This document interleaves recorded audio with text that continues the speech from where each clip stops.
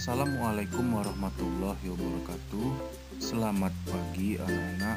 Semoga kita semua dalam keadaan sehat walafiat untuk menjalankan setiap aktivitas kita pada hari ini. Hari ini kita akan membahas materi tentang menelaah ancaman terhadap integrasi nasional. Baiklah anak-anak, kalau kita lihat di peta, posisi Indonesia terletak pada posisi silang strategis, tepatnya berada di tengah-tengah dunia.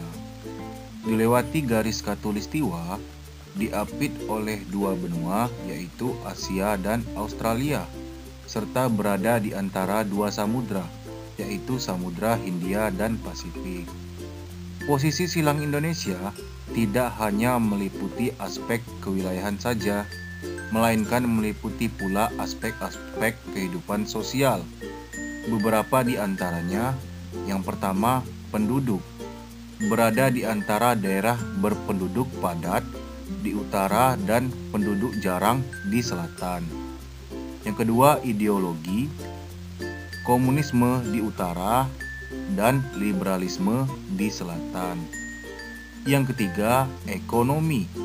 Sistem ekonomi sosialis di utara dan kapitalis di selatan.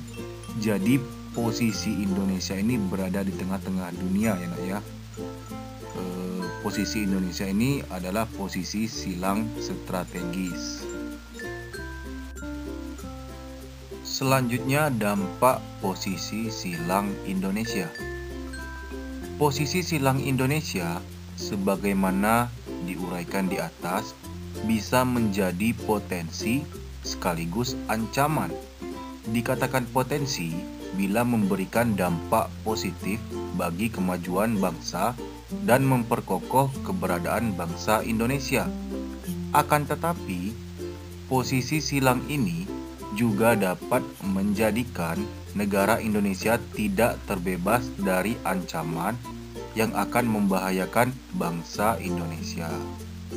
Jadi posisi silang strategis yang dihadapi oleh Indonesia ini dapat berdampak positif dan juga dampak negatif.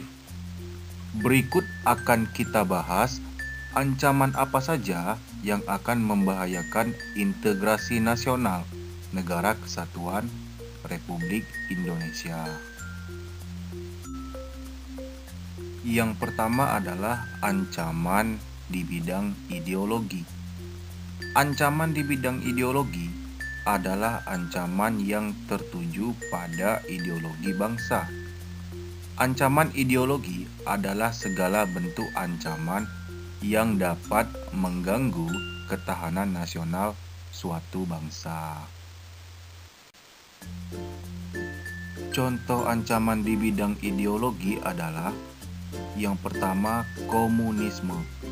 Merupakan ideologi yang berkenaan dengan filosofi, politik, sosial, dan ekonomi yang tujuan utamanya tercipta masyarakat komunis dengan aturan sosial ekonomi berdasarkan kepemilikan bersama alat produksi dan tidak adanya kelas sosial, uang, dan negara. Yang kedua, liberalisme merupakan ideologi, pandangan filsafat, dan tradisi politik yang didasarkan pada pemahaman bahwa kebebasan dan persamaan hak adalah nilai politik yang utama. Secara umum, liberalisme bercita-cita menciptakan masyarakat yang bebas berpikir bagi individu dan menolak adanya pembatasan khususnya dari pemerintah dan agama. Dan yang ketiga adalah individualisme. Merupakan filsafat yang memiliki pandangan moral, politik, atau sosial yang menekankan kemerdekaan manusia, kepentingan bertanggung jawab, dan kebebasan sendiri. Seorang individualis akan menentang standar moral yang berlaku di masyarakat karena peraturan tersebut menghalangi kebebasan seseorang. Jadi ini adalah contoh ancaman yang ada di bidang ideologi. Selanjutnya adalah ancaman di bidang politik. Ancaman di bidang politik ini bisa terjadi dari dalam negeri dan juga dari luar negeri. Ancaman dari dalam negeri adalah yang pertama, pengerahan massa untuk menumbangkan pemerintahan yang sah. Yang kedua, penggalangan kekuatan politik untuk melemahkan kekuasaan pemerintah.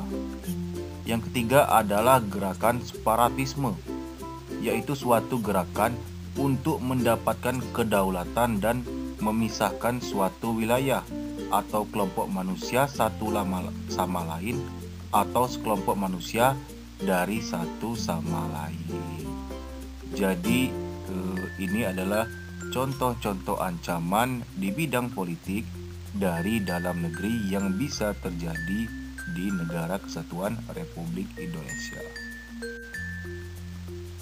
Kalau yang tadi adalah ancaman politik dari dalam negeri.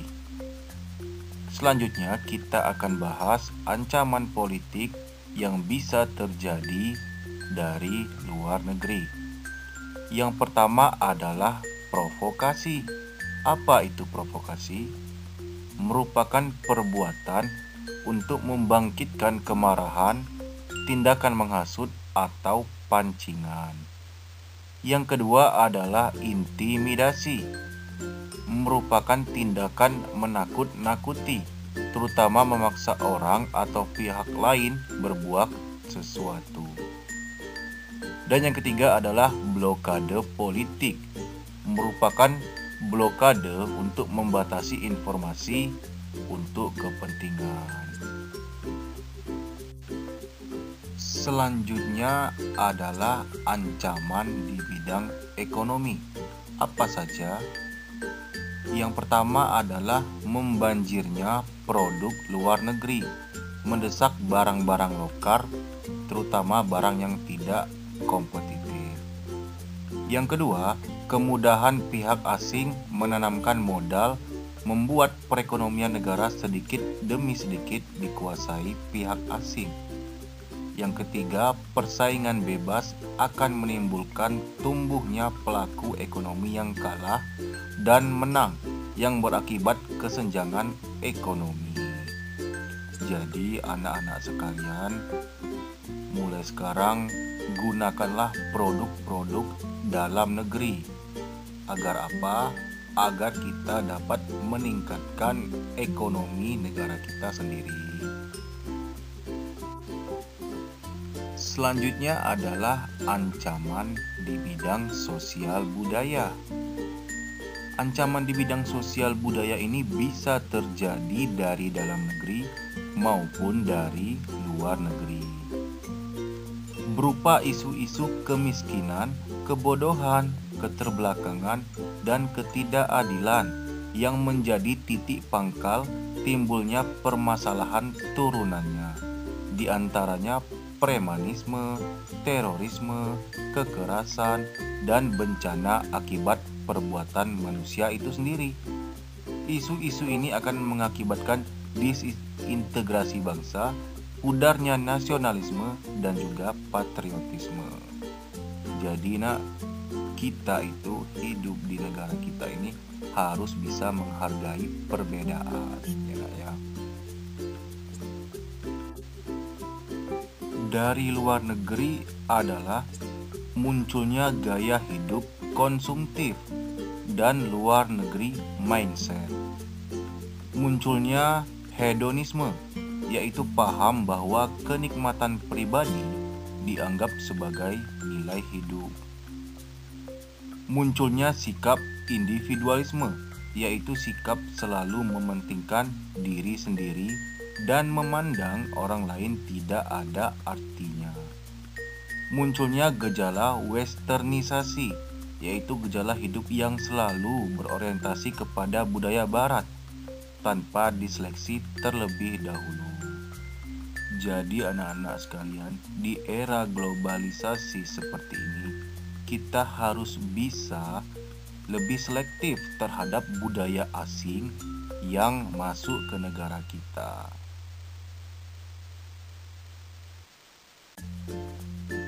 Selanjutnya adalah ancaman di bidang pertahanan dan keamanan. Ancaman di bidang pertahanan dan keamanan ini bisa terjadi dari dalam negeri maupun dari luar negeri. Dan ancaman di bidang pertahanan dan keamanan ini bisa bersifat militer dan juga non-militer. Yang pertama adalah invasi, yang kedua adalah agresi, yang ketiga sabotase, yang keempat spionase, yang kelima pelanggaran wilayah, dan yang keenam adalah gangguan keamanan. Jadi ini adalah contoh-contoh suatu ancaman yang bisa terjadi di suatu negara di bidang pertahanan dan juga keamanan suatu negara. Jadi kita sebagai warga negara Indonesia harus berhati-hati dan juga harus mempertahankan keutuhan dan ketahanan nasional Negara Kesatuan Republik Indonesia. Baiklah anak-anak, itulah materi kita pada hari ini. Semoga apa yang kita pelajari pada hari ini dapat bermanfaat untuk kita semua.